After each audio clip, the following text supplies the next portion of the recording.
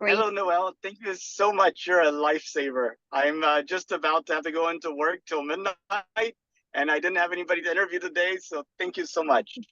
No, thank you for inviting me. So yeah. So I heard yesterday you got to see Starship launch. What was that like? Yeah, it was really, really cool. I couldn't even imagine how loud it was. My ears were like hurting a lot, but it was really, really cool. It was really cool. Um, and what was the most memorable thing about it? Was it did you get to see it take off? I heard it was cloudy yesterday. Yeah, it was a little cloudy, but it was really cool that we can go to Starbase and we were like really, really close from the rocket. Um, and we take like a lot of pictures. I was able to see it like really, really near. And there is where I noticed that how big and how insane is everything that Elon Musk is doing with SpaceX. And yeah, I stay all night on the beach waiting for the launch.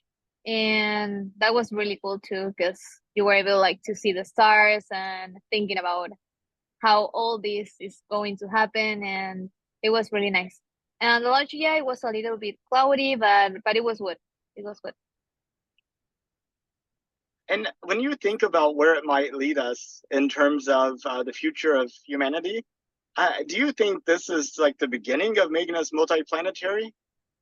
Yeah, of course, it's the beginning. I think Elon Musk have a lot of ideas and different companies too. It's not just SpaceX, but yeah, I think we're going to the moon, we are going to Mars, and we are going to be able to travel maybe in 10 years. So I think it is possible. It is possible. And I think that my career is like really important. I think biomedical engineer is like one big step we need to improve to get people to space.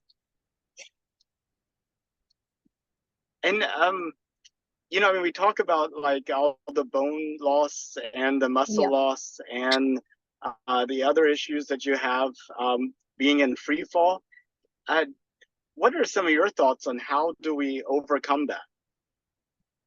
Well, I think it is important to understand how the human body will support all the things in Mars. So I think we have to start making them go into Mars and take some data about that.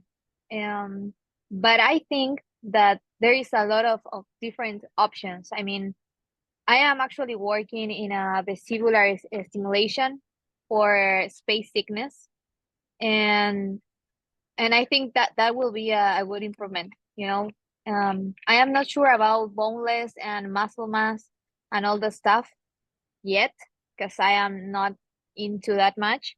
But with space sickness, it is really important to go through it, because you will be in space like for 3 years. So you have to be able to support all that stuff. I mean, when you are on Mars, maybe you will have a less gravity, but during all the flight to Mars, it will be really important to feel comfortable. And yeah, maybe there are some things that will be need to improve. Like for example, if there is an option that you can not stay awake during the whole flight to Mars, or like movies, right? Like science fiction movies that you just go to sleep and then just wake up on Mars. I think that will be really cool. Yeah, that'd be also really cool for long airline trips too. Yeah. Um, do you think in 200 years, you have people like you and me just sitting around on Mars and sitting around on the moon, going about their lives? Or do you think in 200 years, we're still only sending like specialized people and astronauts on these short trips to Moon and Mars? Well, actually, I think at the beginning they will need some professional people. Um, I mean, you have to work a lot on Mars and on the moon. You have to make a perfect environment for people. So I think at first there will be just professional people, but then once we can assure that the life will be possible in those planets, um, I think everyone could fly. Um, Today I saw an Elon Musk interview, and they asked for kids in space, and he said, well, maybe in 10 years kids will be able to fly. So it was like really really cool. I mean, that means that they are really working hard on the environment and all the things that you will need to be in Mars or in the moon. So yeah, I think maybe all the people will be able to go. Um, Now, when you talk to people about space, do are all the people you talk to excited about it, or do some people have doubts and are wondering why we're spending so much on sending people to space? Well, actually, it depends with who I am talking to. Because if I talk with people in Argentina that they are not like too much interested in space, they will say like, "Oh yeah, it's a rocket," and that's it. They can like really understand and imagine how all this is going on and how far we are going, and I think that is part of a bad education in Argentina, and we don't have any space agency or something that is really motivating people to think about this.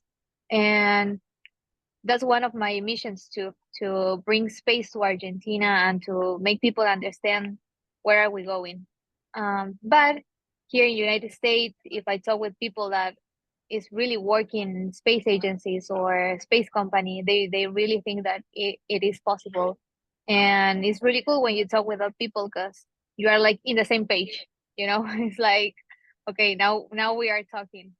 uh, but yeah, I think you can find both type of people, ones that really are um thinking about space, and the other part that is it is not. Do you think it would be different if there were Argentinian astronauts? Yeah, of course it will be different. Yeah, yeah. I think if Argentina see an astronaut that is from their country have their flag, it will be like it will be really cool, and they will be more interested in space. Yeah, I think so. Do you think you might be the first Argentinian astronaut? I hope so. I'm training for that, so yeah. I'm working hard on that. So yeah, I would love to be the first Argentinian astronaut. Um, so when did you find out that NASA plans to send astronauts back to the moon? Well, I follow NASA since I was 18 years old. Now I'm 26. So it had been a long time. Um but however, I was not like too much into their missions. I just was like, okay, wondering where I will become an astronaut, and um all the rockets and the past history, you know all the missions that have been in the moon. But then on during COVID time, I started learning about all the missions that NASA is working on, and there is where I noticed that we are going to the moon. That was the time that I say, okay, this is going real. We are going to the moon. I think SpaceX was really cool to just appear in everyone's life, because I think that at first without SpaceX, it was everything like not important. It was like, okay, space, yes, NASA, okay.